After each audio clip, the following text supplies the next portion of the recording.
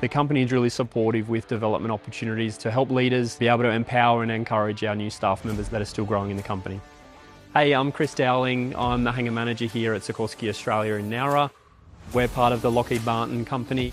I've been with Sikorsky and Lockheed Martin for just over 9 years now. Started as an aircraft maintenance engineer avionics by trade, and then I've progressed over my career into supervisor, team leadership, and into a management role now. It's really rewarding watching some of our apprentices like Bo and Nikki grow into fully qualified aircraft maintenance engineers. As I was an apprentice, being able to connect to the apprentices on what they're learning as they've grown and developed, it's really rewarding. An apprentice that expect a continuous learning environment where we'll leverage a growth mindset, where even if you haven't got the skills, we're going to help you develop them.